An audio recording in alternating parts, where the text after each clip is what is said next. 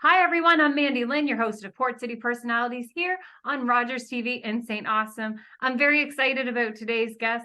I'm going to be joined by Shannon and Amanda, who we're going to be talking a whole lot of questions about publishing and where they're from and what they do, followed by Vivian. Vivian's going to be on sharing her story. I'm really excited about today's episode. I think you're going to be excited too. And also, don't forget to tune in a couple more weeks. We have our Christmas special coming up. We have so many awesome folks coming in to sing and do a 90-minute show. Let's get started. Shannon, Amanda, Hi. how are you today? Very good, well. thank How are you. Great, thanks. I know I left that open for both of you at the same time. First of all, thank you so much for joining me. I was recently at the Rhoda's Craft Fair, and I ran into Amanda, and I heard about some of the awesome stuff that you folks are doing. So we'll start with you, Shannon. What's the name of the company that you work for? It's Partridge Island Publishing, Inc., and we're a small publishing house based in St. John. Okay. And Amanda, how long have you been working for this company? We started in 2019 in May.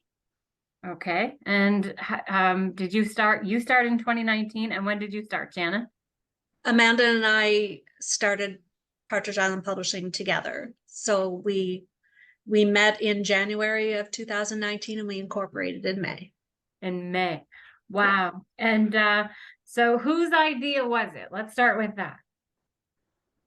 It's kind of a mutual thing. We were sitting around a table at a writing meeting one night and we wanted to do this book and we didn't know how to go about getting it published. So we went to talk to a lawyer about it and we left that meeting with everything we needed. Wow, that's awesome. And Yeah. how did you know you would make a good pair, Amanda?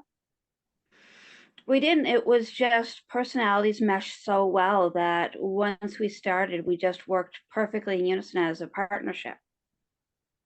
That's fantastic. So I have so many questions to ask you because this is phenomenal. I always love a story of we needed something done. We figured out how to do it. So we're going to help other people where we were at when we were doing this stuff before. So I always love to hear stories like that. So we'll start off with you, Amanda. So what genres of books do you specialize in with your publishing?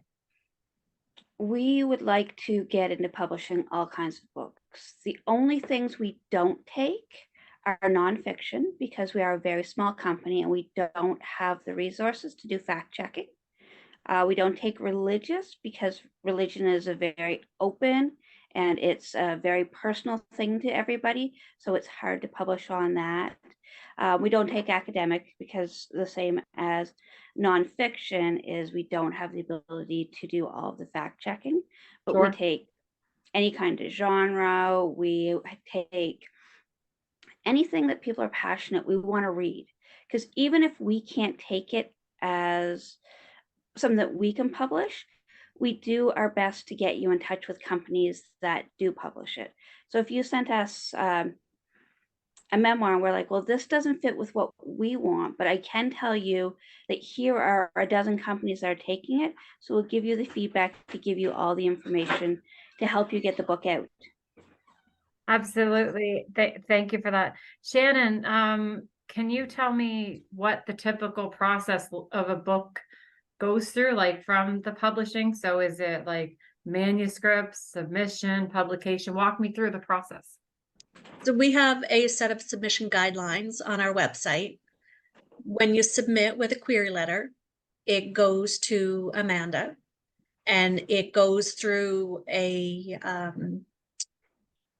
it's read by our other board members to see if it's something we'd be interested in. If it is, you will get an acceptance letter. You'll be assigned an editor. The editor and the author work very closely together to get this manuscript perfect. And then once that's done, it's sent to production, goes through art. And once all of that's done, it will be sent out to be printed.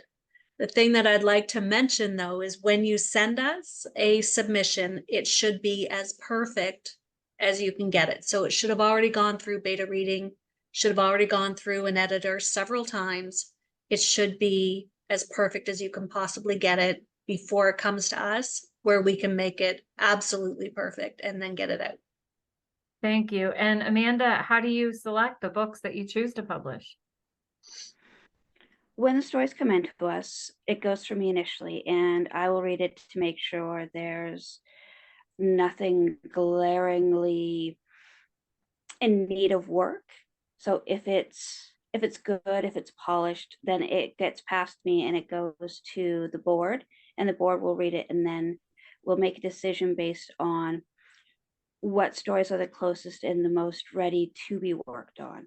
The major thing that we do end up sending people back the stories is there are a lot of loopholes. The grammar needs to be worked on. Your facts are not the same. So you said on page 2, the character has blue eyes. You said on page 4, they have brown eyes. And you said on page 7, they have green eyes. So it's things like that, the inconsistencies. But once it's to the point that we like it, it reads well, it's strong, and the board has decided, we could work with this, then we will reach out to the authors about sending us more. Awesome. And thank you for that. Shannon, what kind of marketing and promotional strategies do you employ for the new releases?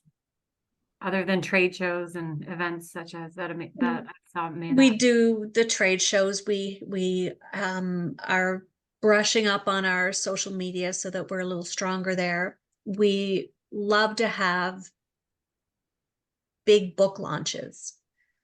We like to have themes running through our book launches, invite as many people in the community and even outside the community as well. A lot of local people will come in for that. We have contacts through the Writers Federation of New Brunswick and a lot of other, the Writers Union of Canada as well. So we like to get the word out. We do a lot of advertising. We talk about it as much as we possibly can to anybody who will listen to us. We try our very best to make sure that everybody knows exactly what's coming up, and we like to build that hype to get them excited. We try to get our authors to get out in the community. We love book signings. We like to have our authors speak to people as they're signing. It's not just so much like, give me your book, let me sign my name. They all like to have little conversations to make an impact. And that I find helps a lot. For a young company like us, it's really important for us to be able to get out in the community, even if it's not our own book. We go to support other authors as well. And in turn, they help support us. Thank you so much for that. And Amanda, why don't you share some examples of some successful books that you've published? The newest ones are always the more successful because we've got a following now. So our most recent launch was for the book Monsters in the Fog, and that happened in October. We were at the library and we were able to get standing room only for the book launch, and it was amazing. That's fantastic. That must have made you feel some good. So I've been aiming for quite a while is to try to get standing room only for launch. That's fantastic. And Amanda, what are some of the editing services that you provide for the authors? I know you touched on it lightly a minute ago, but. So what we do is when the stories come in, if they're not well edited, we will give feedback. So we'll go through and we'll give the suggestions about where they're at grammatically, if they need more beta readings. We don't actually have an editing service that we provide yet, but we are working at getting an event through the library with our editors that will be doing one-on-one. So you could make an arrangement to sit down with our editors, get them to read a sample piece and start giving you help working on, is it grammatical that you need? Is it structural? So we can get more people involved and more activities going on. We have had events in the past, and we're hoping to have them in the future, where we'll go through, it was through Zoom last time, but we did a meeting and an event where people could actually talk to somebody who's gone through and has been with bigger publishers and with different publishers to see what the different types of submission processes were. So we do offer help for things like that. So talk a little bit on how you support the local authors in the community. I know you mentioned events and trade shows and a little bit of the process, but how about the full scale of things?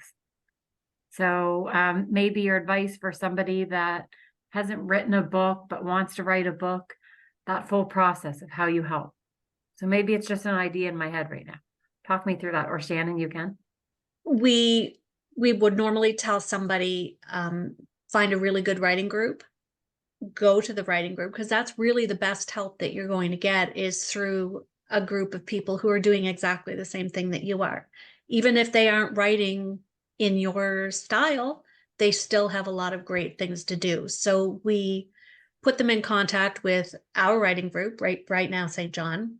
There's also one on King Street on Sundays at the Second Cup.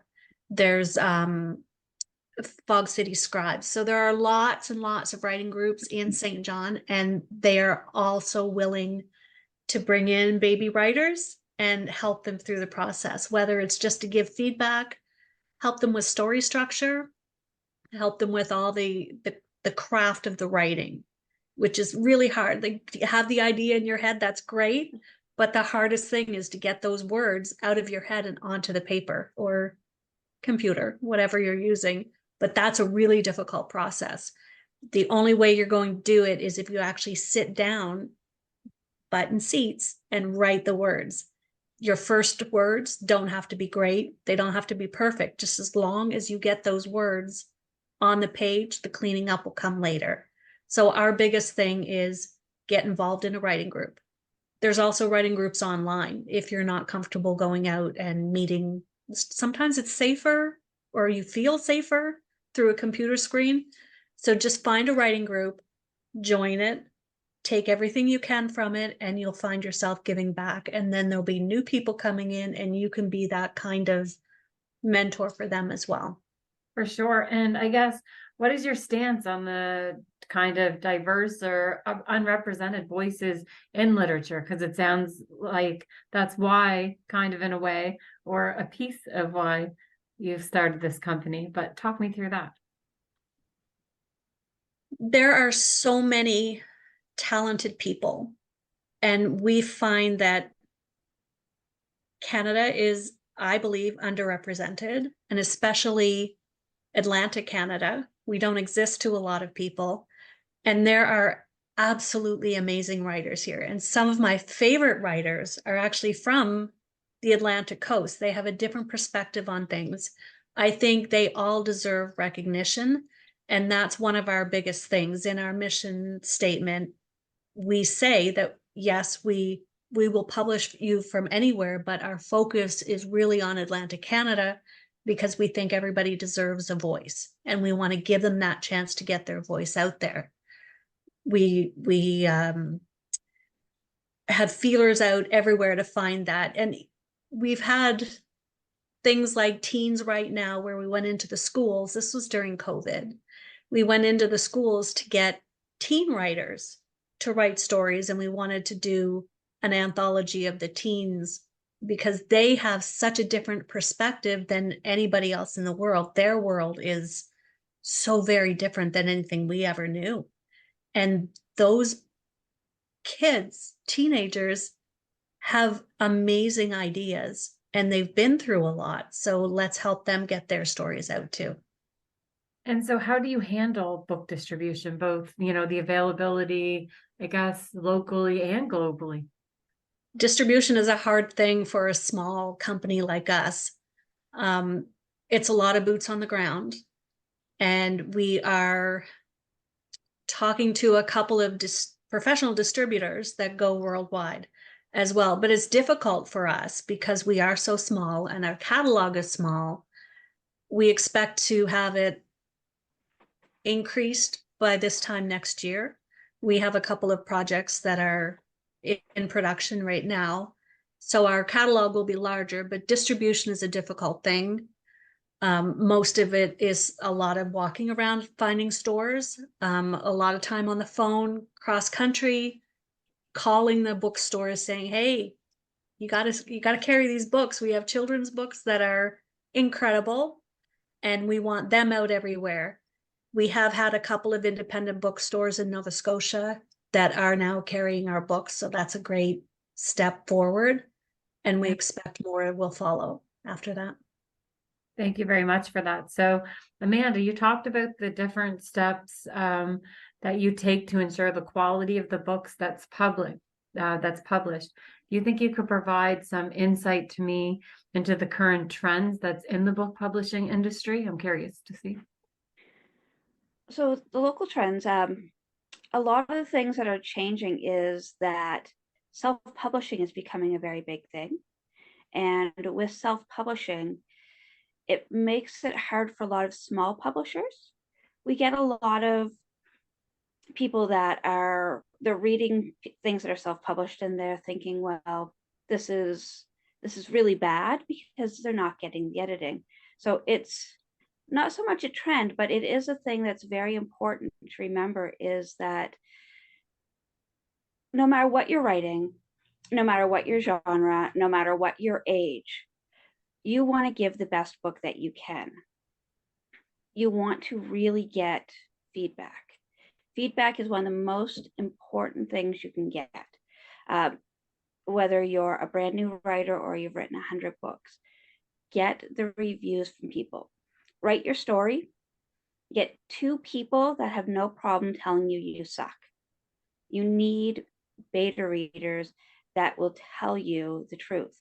Don't get your husband, don't get your mother, don't get your best friend Sally, who just loves to see you smile. Get somebody, preferably that you don't know well, so they're not going to be offended. Get them to read it. Take their notes. Make your improvements. Get 2 more people. And go through it. You want probably about 6 people at a time it's done. The most important thing is not trends, it's quality. The better the quality is, the better you can do with it. The story topics that are popular change all the time. For example, when we were doing the book show, the Container Village this year, and we were selling books, during the entire summer, we sold tons and tons and tons of horror.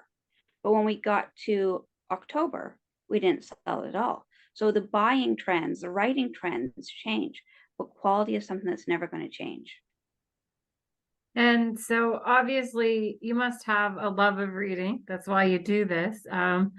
Do you remember how you started that with each of you? So I'll start with you, Amanda, but was it by a book that you might have read while you were young? Or what got your love and fascination in for reading? The first book I ever read that I remember reading was The Black Stallion. My brother bought it for me when we went out yard sailing with my parents. And I can always remember that. I've read that book hundreds of times and I loved it so much. But what really got me writing was the fact that I love to tell stories. I love to talk to people. I love to engage people. And I like to watch people look at me and the change on their face when the story changes, and to watch them reading something that I've written and go, oh my God, I can't believe that. No, there's no way. That wasn't. When did that happen? I love that look and that reaction. Thank you for that, Shannon. I grew up in a household where there were always books. They were in every nook and cranny. My parents were huge readers, and I was a curious kid. And every time I would ask my dad a question, he would pull out a volume from the various encyclopedias he had, and he would sit with me and we would go through the encyclopedia until he found the answer. And I learned very early that you can learn anything from a book. And I would get bored and pick up a book from the shelf. So I think I learned to read from a TV guide. My dad would say, okay, what's this show? What time is it on? So I learned to read through the TV guide and encyclopedias, and then it just stopped. It just kept on going from there. I always have 3 or 4 books on the go at a time, and my house is the same. Every nook and cranny has a book in it. So what's your approach then to the digital publishing and the ebooks? What's your thoughts on that? And do you believe that they are just another way that the many medias converge? Yeah, I love the fact that there are ebooks. I love audiobooks. I think it's great. There are a lot of people who for whatever reason, can't physically hold a book. So an ebook is great, an audiobook is even better. Whatever it takes to get the books in readers' hearts, I'm okay with. It doesn't matter to me. I do love a physical book, but I have no problems picking up my tablet and flipping through, and I have no problem in the truck driving around listening to a book as well. Whatever it takes, it's just as good. I love it all. And thank you so much for that. I'm currently reading, I'm doing the Vellas. They're really fun on Amazon. So just to back it up a little bit, you talked about the books and you talked about the publishing and kind of your stance on the underrepresented voices of literature. I'm curious to know, you talked about some of the events, but how do you work with the illustrators to cover, their designs for their book or the specific aesthetics? And I ask you this question because the old expression, you can't judge a book by its cover, but if you pick up a book and it doesn't have a good cover, then aesthetically to me, so there's the different feelings. So not to get off topic, Yes. but when you pick up a book and it's a print book, it's the smell of it and Yep. it's nice. When you're on the airplane reading it on your mobile phone or on your tablet is another way to do it as well. But aesthetically, when you're in the airport and you're picking up a book, or when you're at the library or bookstore, you want it to look good. So, and I know that that's a stressful thing for a lot of people, is they might have the writing, but they don't have the artwork to go to it. So walk me through. I'm an author. I just got everything all finished, ready to go, but I don't have a clue how I want my book to look and how I want the cover to look. I can give you a really good example of that. We published a book, actually it was a year ago this week. It's called Lose Big Move. And it was our third children's book, Okay. second or third. And we had the artwork done and it's been selling. It's a really sweet story. But we noticed through the bookstore this summer that it didn't get a lot of attention. So we are having the artwork redone because we think it might be the artwork. It's really difficult to know what's going to catch somebody's eye, and we've had very good success with our other children's books because the drawings are more whimsical.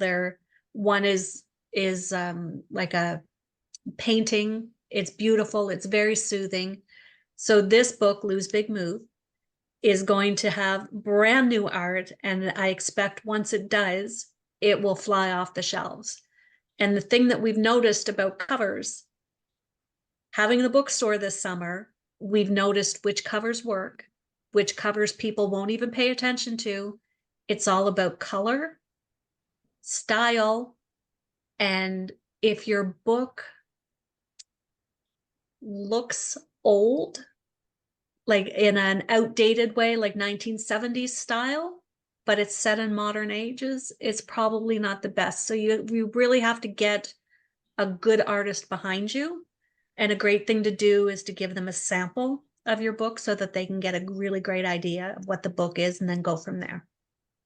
I love that so much. And so how do you foster a sense of literary community within your publishing company? So could you maybe talk a little bit about what that's like to you? So I know that each specific submission is different, but I'm curious to see how you foster that specific author. So is that for me or Amanda? Eeny, meeny, Go ahead, miny, mo. Shannon. Amanda, you can go for it if you'd like. So what we've been doing to foster the community is the writing group that Shannon talked about. That's a big part of it.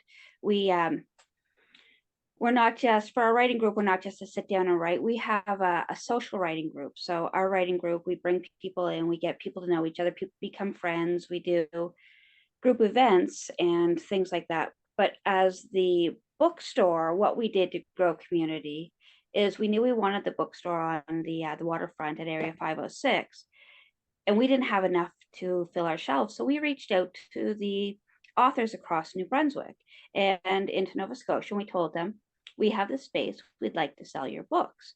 So for the first time, we gave local authors a spot where they are the important stories. They are the important books. It's not Stephen King's front facing and you get your spine showing on a cover in a very specific section. We gave them a spot where as many authors are front facing. We had 70, I think, authors in. They came in to do signings. We had book signings constantly. It was always on the go. We did things like our Partridge Island Publishing bestseller tree. Every week we would do social media showing the best books for the sales for the last week. We did things like our author of the week. We did a large author reading event. So we gave authors a spot where they could come together, they could focus, they could showcase their work, and they could really get a chance to shine. And that's how we started building the community. And we got to meet so many new authors. We got to take part. We got to link up with a publishing house in Nova Scotia that's going to do the same thing next year. So they're following a lot of what we're doing. So we're the focus of, they did it first, so we're going to see what we can do to follow their lead. So we're being a focal point for the community, not just here, but it's spreading out across the Maritimes. And can you share any upcoming projects or initiatives that the community can look forward to with your company, Amanda? We do have the Container Village we're doing again next year. Okay. One of the things we're doing is for book clubs, we're going to be doing book club happy hour. So if you're part of a book club and you let us know when the Area 506 closes for the night, we're going to keep our store open. We're going to do swag and we're going to do special promotions. We're going to do mocktails and things like that. Another thing we have that we're hoping to do next year, the year after, we want to do a take pride in yourself, which will be done during Pride Week. And it will be a coffee shop that's just for people that have characters that are from the LGBTQ community, or they are part of that community. The authors are, and we have a drag queen that's agreed to do the coffee house and to do the hosting of it. We're going to be doing a writing retreat. We're going to be doing a lot of things like that to really bring the community in. I love that so much. And just two or three more questions for you. The next one is, what challenges do you face right now in the current publishing landscape and how do you overcome them? Well, the challenge is always finding really good books to be able to publish, and also funding for that. We are a not-for-profit, and it is really difficult for a company our size to get the proper funding to be able to publish as many books as we want. So that's our biggest challenge right now is we're small and we want to grow and we're itching to grow, and we need to just keep our steady pace that we're going, because we're doing exceptionally well for only being here for 4 years. Absolutely. Small but mighty. I love that. Yeah. So how do you engage with the different bookstores then and the libraries to promote your title? So is it just a lot of grit of cold calling, picking up the phone, connecting, meeting, all those kind of things? Libraries are wonderful. They fully embrace what we're doing. They have no issues with us coming in, and we do our book launch there for our In the Fogs. And that's great because that is really a community book. So it's great to have that at the library. The bookstores, chain bookstores, are a little bit harder because we are like a small company. So we don't have anything that we publish goes into the local interest section in a large box store, which is not where we want to be. We love the fact that we're local. We love that our authors are local, but we want to give them a spotlight. And you can't really get a spotlight in the local section. So that's a little bit of a struggle sometimes, but we're getting there. And pretty soon our titles are going to be on the main shelves. That's pretty awesome. So what distinguishes your publishing company from the others in the local market, Amanda? We are a local company that focuses on the community. When we choose our new In the Fog books, it's done through a vote. When we do events, we always have local. Our In the Fog book always will have a space set aside just for local authors that have never been published before. So we are very, very community oriented, and we are growing with the community around us. And we are always going to give people a say. Once you have written a book with us, so if you've written a full-length book or a children's book, you automatically become a member that can vote during our AGM. If you've got 2 short stories with us, you also get that. You have the ability to have the authors and the artists actually take part in focusing the way that we're going to grow, so that it never becomes something that Shannon and I can unilaterally decide that we're going to do this. We have people in there that are going to stop us and say, we don't think that that's the way that you should go. So this is where we're going to focus. So we are always going to have that community aspect. I love that so much. Thank you so much for that, Amanda. And just before we go, I'll ask both of you this question. Could you give me a book recommendation? Something, it could be something you published or just one that you think everybody should be reading. Oh my gosh, it's like picking your favorite child. I know, I love you more. Eeny, miny, mo. What did I read this summer, Amanda, that A Child to Cry Over. oh my gosh, A Child to Cry Over by Vanessa Hawkins. Okay. She's local. She's from St. George. I loved this book so much. I read it in one night. There was also Rebecca McFarlane, When It Rains at Night. Fantastic. So every Also- day in St. John. Yeah, exactly. Yep. She's from, is she Fredericton? I think. She's amazing. I read more local stuff this summer than I ever have. And honestly, I can't wait to get the bookstore back next year so I can read the Exciting. rest of them. Yes. That's so exciting. Amanda? Well, if I had to suggest a book, I'm going to say one of ours. And we do the In the Fogs. And Yeah. the In the Fogs are collections of short stories. So I've been writing for quite a while. And my mother's never really been supportive of anything I did. She was like, yeah, whatever, you're doing something. But for Memories in the Fog, one of the stories that I wrote was called That Summer When. And before it went into the book, I asked my mother, have you ever beta read a story? She said, no. I said, well, I have some stories that need to be beta read before they go in, but I wouldn't tell her who wrote them.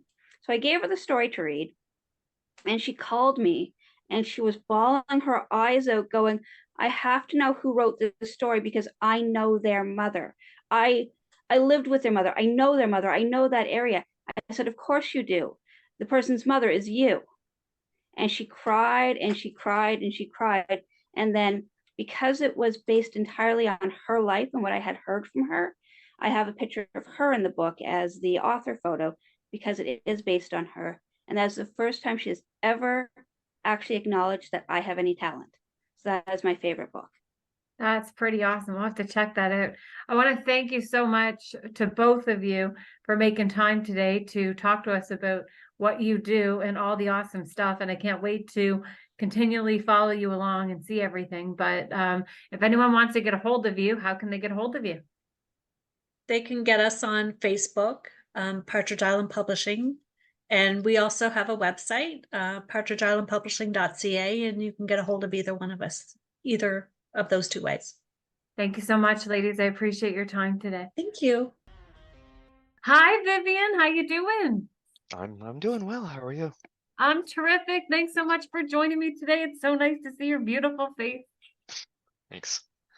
All right. So for those, let's start off with, who is Vivian? I'm a woman who lives here in Hampton, New Brunswick now. Very open about being transgender. Been very open about my journey, and I'm just happy to be enjoying every moment I can in life. That's awesome. So for the folks that are watching right now, Vivian, I was exiting the Villaggio one day, one of my favorite stores in St. John, and there was something about Vivian's high, amazing energy that I just loved. And right away, I think we just kind of connected right away. We had we had a good chat out there. we had a beautiful conversation probably 20 or 30 minutes. And I loved your energy. I loved your spirit. We never knew each other at all. I think it was fantastic. And so I've kind of followed your journey along with who you are and what you do. And I love the positivity. So that's the biggest thing. So Port City Personalities was birthed just on that, on folks sharing their stories and their experiences on things. And so I wanted to, I had some kind of empowering questions that I wanted to ask you to kind of share your story with other folks out there that are trans, that are having a hard time coming out as trans, or discussing it, or not being able to be open about it, or not feeling like it's a safe place to do that. So first of all, I'm super appreciative, and I was hoping you could share your journey of self-discovery and the moment that you realized your true gender identity. I knew it at a very early age, actually. I was, I'm a little older. I was born in 1974, and born in the United States. And at that time, I knew about at the age of 4. But the way the environment that I was in, my dad was in the armed forces, and I was active duty myself for 5 years as well. Thank you. Yeah, thanks.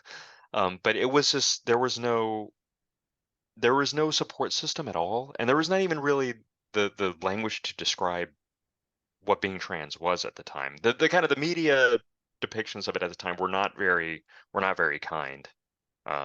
Especially like in movies and literature. I mean, it was always treated as a mental illness and that sort of thing. And I had to hide. It was the only thing I could do. And that was about 40 plus years of hiding. When I finally came out and actually presented myself to the world I was 46 at the time. And so how has transitioning impacted your sense of self and personal empowerment? It saved my life. It absolutely saved my life. I wouldn't be here right now if I didn't do this. I am 100% myself now. And it's one of these things I actually can, I like looking at myself now. I absolutely just love being on this earth now, and just love interacting with others. I mean, it's and I can finally love myself. And when you love yourself, loving others is easy, and which is the way it should be. Absolutely. And so could you describe maybe a moment where you felt particularly empowered during your transition? I would probably say one of the big things for me was when I got my driver's license changed, and I told the story for the Trans Canada documentary as well. But it really was a huge thing in that, because I had, my last driver's license photo was about a year before I started presenting myself as I really am, and it was really hard seeing that picture of myself. I mean, it was a lot of stress on my face and everything like that. So when of course, in Service New Brunswick, when you get your new driver's license photo, they have your new and old photos next to each other. And it was for lack of a better way, a before and after. And I remember, and this was at the Service New Brunswick office in Hampton here, and I broke down crying when I saw it. And it was just sort of this, it was just one of these where not only did I survive, that's probably not the best way to do it, but it was just such a great sense of triumph that I, I can see myself as I really am, and I liked it. I like looking at myself. That's one of the most amazing things to be able to do. That's really fantastic. So tell me how you found the strength and resilience in the face of those kind of societal challenges. Well, I didn't always have it. It was a lot of my, part of my childhood was difficult. My early adulthood, I was in some dark places in my life, and not to to kind of put it forward a bit of a trigger warning here. I mean, I did, you know, think it would be good if I wasn't here for times in my life, and it was one of these. I can't say how I survived, but I did. But it was one of these things that it took a long time to realize, like, I've been looking at this the wrong way this whole time. Like, this is not a sin. This is not an abomination. This is not a mistake.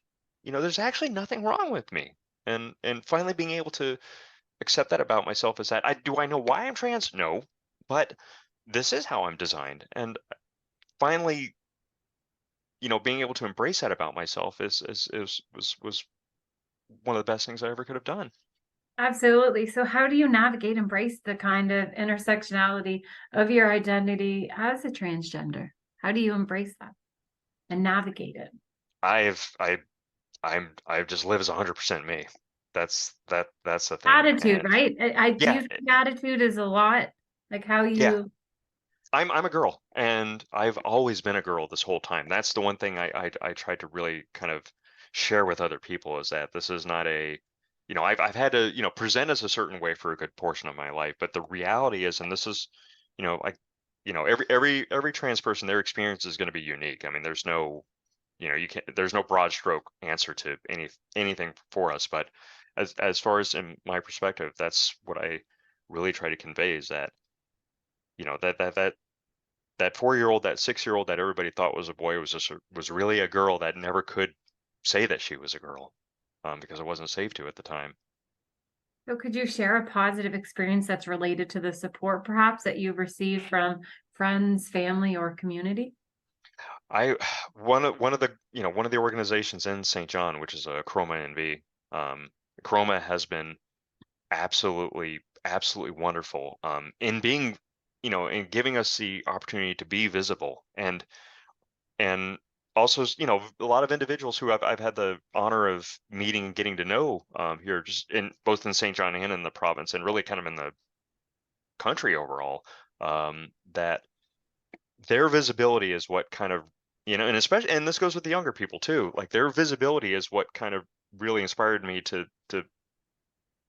think, like, I could do this for myself too, that this is possible, that living completely myself is possible. So I mean, it's there's a whole bunch of names. I mean, my dear friend Gloria Dawn is one of them. The folks at, like, everybody at Chroma, the folks at Monarch in Fredericton. That's one of my. I'll actually make the journey to go out there to hang out with them. Just some absolutely amazing folks there. Um, every Pride organization that we've got going on now. I mean, they're all amazing. Absolutely. So what advice would you give to someone who's just beginning their gender transition journey, if you had any advice to give? The one thing that I would recommend doing, because this is a kind of a practice I did for myself, and this, if this works for some people, is that whatever you feel without any kind of judgment or anything around you, if you just take all of those walls down and you just think, how I authentically feel, that's right. That's the thing, is that that's you're correct in doing that. And unfortunately, this, the this government hasn't, the current government in place hasn't been always very, very supportive of us. And so I know it's easier said than done for, especially some of the younger folks, where it's become a little less safe for them to be able to kind of express themselves as they really are. And I would probably say to the people who really don't understand, is that, open your minds, open your hearts, and listen to us, listen to our stories, listen to our experiences, and hopefully, they'll understand that we're we're better off being our authentic selves, and all of society is too.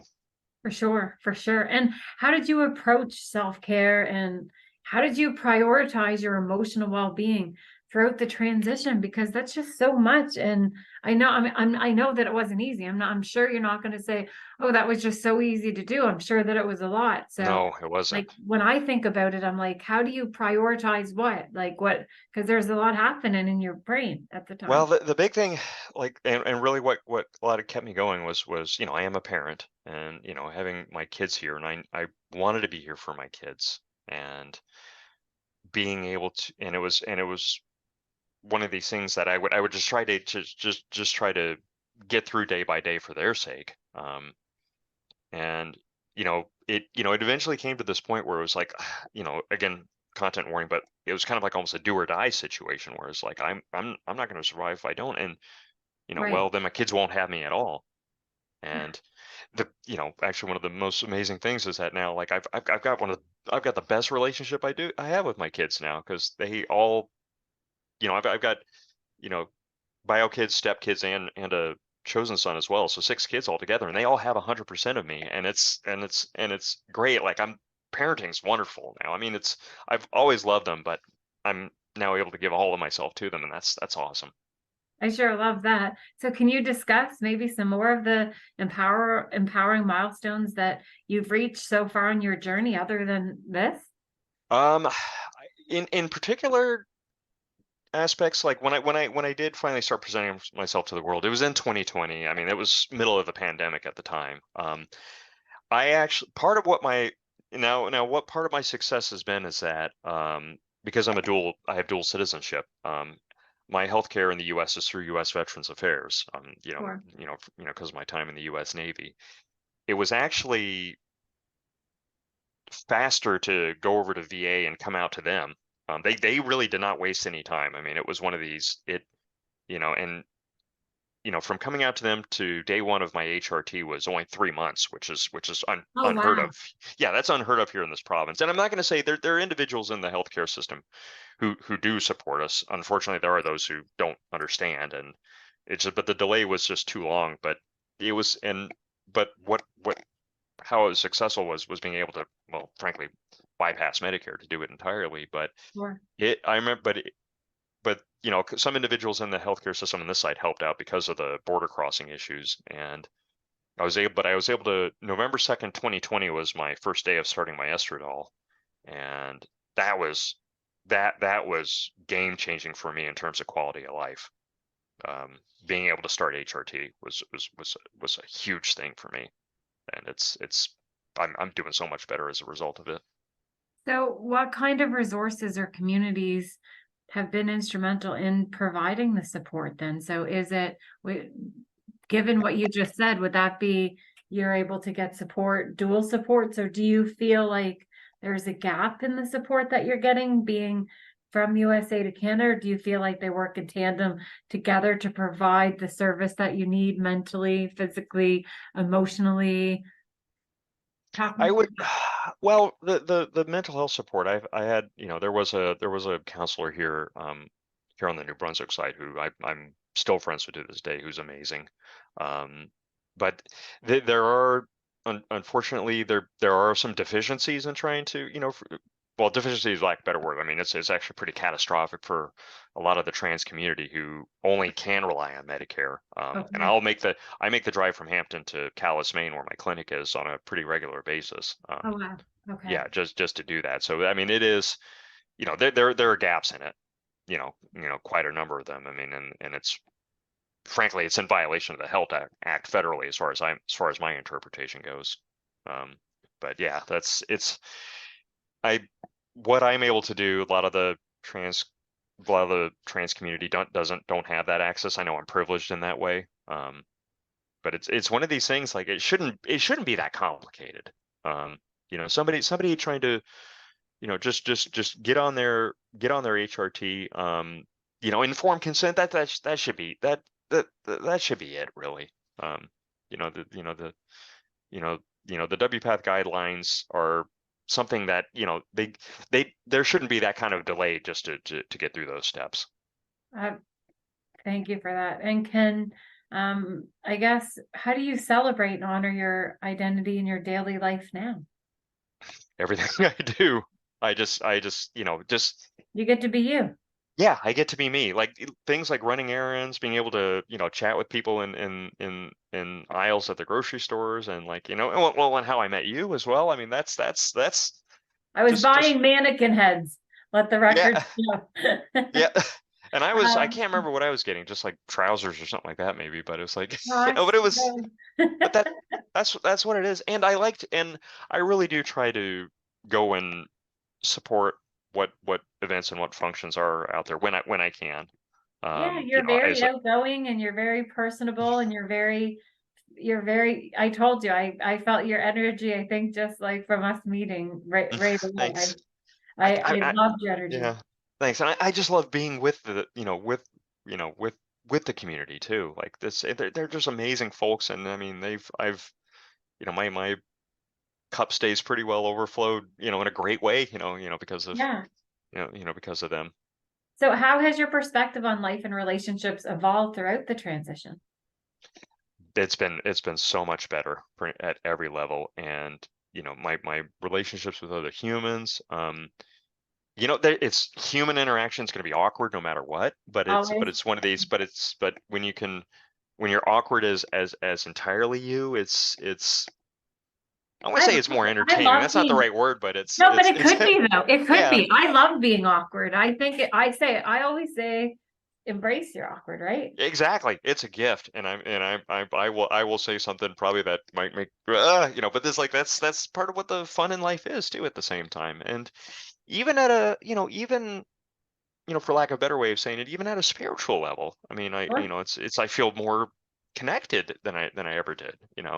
Yeah, yeah. And- And so in what ways do you challenge the kind of stereotypes and misconceptions about transgender individuals? Because I think that's a big one that needs to be talked about more. well, putting myself out there is But the it's big hard thing, because and it's a vulnerable kind of thing. So it can be appreciation. dangerous, and it's happened before. I mean, we've had some, there have been some unfortunate incidents, here, particularly in the last couple of months Mhm. with some, extremists Yeah. converging and protesting, and I was involved in the counter protests with that. And Mhm. you got some people who really will not change their minds no matter what, will not open their hearts no matter what, and that's tragic. But for those who are willing to open their minds and their hearts, and they just see me function daily. Yeah. If they had any frame of reference to the way I was before, I mean, they can see, like, yeah, I'm doing a heck of a lot better.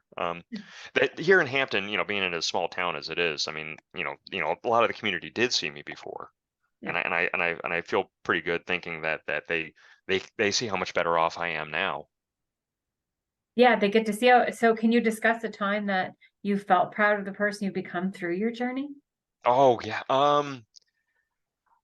I remember it was funny. Like, it just one thing that kind of comes to mind was that, and again, this was like from December 20 into early January or so. And there's one at the Irving that's in Hampton. There was one clerk whose name I never got, but we were just always on kind of on friendly terms. But when after I started my HRT and actually kind of like started presenting myself as I really am, and I remember just this week going up into the line, and she could recognize me and didn't quite know what to say at the time, and I just, "Hi, how are you?" And I said, "By the way, this is what I really look like."